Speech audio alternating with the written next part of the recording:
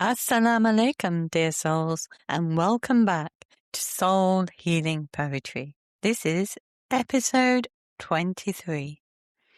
And today, we'll be talking about love as presence, friendship, and soul awakenings. And today's episode is inspired by the luminous words of Maulana Rumi and the reflections of Coleman Barks from the soul of Rumi. This is an episode about sacred connection, about the moments that awaken us back into aliveness, the kind of meeting that changes the soul forever. Not merely romance, but recognition. The seeing that happens when one soul truly meets another. Maulana Rumi writes, "The most living moment comes when those who love each other meet each other's eyes." We will journey into the mystical interpretation of this poem, a poetic reflection on soul, friendship, and longing, and a gentle breathwork for opening the heart. So settle softly into this moment,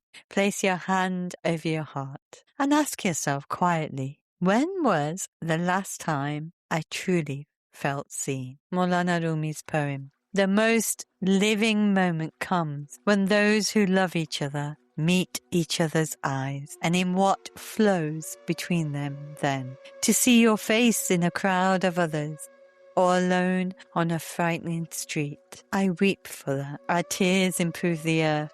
The time you scolded me, your gratitude, your laughing, always your qualities increase the soul. Seeing you is a wine that does not muddle or numb. We sit inside the cypress shadow, where amazement and clear thought twine their slow growth into us. Now, there's something truly healing about being truly witnessed, not observed, not analysed, but seen. Maulana Rumi's poetry often speaks through the language of human love, but beneath it lives something much larger, the longing of the soul to return to divine intimacy. And in the meeting between Rumi and Shams, we witness this awakening. Shams Tabrizi was not simply a companion to Maulana Rumi. He became a mirror so clear that Maulana Rumi could no longer hide from himself. And perhaps this is why Coleman Barks writes, "Healing and the truest life begins, because some meetings awaken dormant parts of the soul." There are people whose presence feels like remembrance, not possession, not attachment, but recognition, a sacred familiarity. Have you ever felt this? Maulana Rumi says, "Our tears improve the earth." What a beautiful line, because even grief becomes fertile in the presence of love. Even tears become prayer. And then there is this line, "Seeing you is a wine that does not muddle or numb." This is not the intoxication of escapism. This is the clarity that comes from authentic connection. The kind that makes you more awake, more honest, more alive. In Sufi understanding, the beloved eventually becomes more than a person. Love widens until compassion itself becomes the beloved. Presence becomes the beloved. God becomes the silent center within all longing. And perhaps this is what Maulana Rumi realized in Damascus. There was never separation, only the illusion of it. Here's a poetic reflection of my own. When I was seen, there are some souls who enter your life quietly, yet after meeting them, you no longer recognize the person you once were, not because they rescued you, but because they looked at you without demanding disguise, and suddenly all the hidden rooms within you opened their windows. I remember the moments someone listened deeply enough for my spirit to unclench. The moments silent felt holy. The moments laughter became medicine. The moments tears arrived, not from sadness, but recognition, as though the soul whispered, "There you are. I have missed you."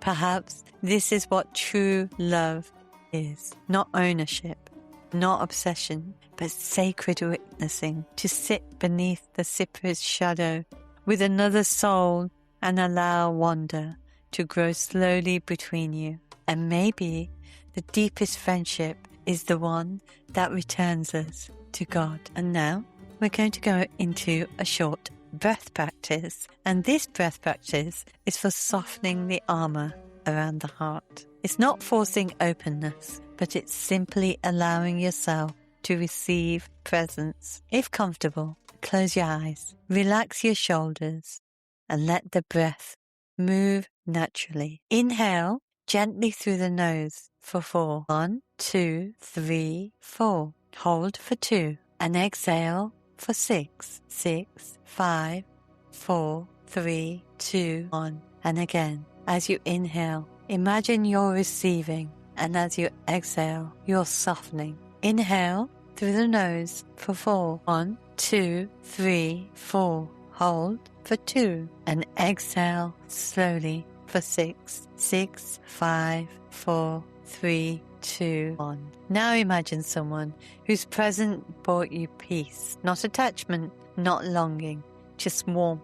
Let that feeling settle into your chest and silently repeat the most loving. Feel the breath moving through the heart space. With each inhale, imagine light entering the places where loneliness once lived. And with each exhale, release the fear of separation. Inhale for 4. 1, 2, 3, 4. Hold for 2. 1, 2. Exhale for 6. 6, 5, 4, 3, 2, 1. Now imagine yourself becoming what Maulana Rumi describes, not merely seeking love, but becoming a field of compassion, a resting place for gentleness, a sanctuary for presence. And stay here for a few breaths. Maulana Rumi teaches us that the most alive moments are not always dramatic. Sometimes they're quiet, a glance, a shared silence, a moment of understanding, a soul recognizing itself in another. May we become people who see deeply, who listen gently, who increase the soul in one another. And may every beautiful meeting in our lives bring us closer to the divine friend. Thank you for joining me here today. Until next Friday, awaken the soul within.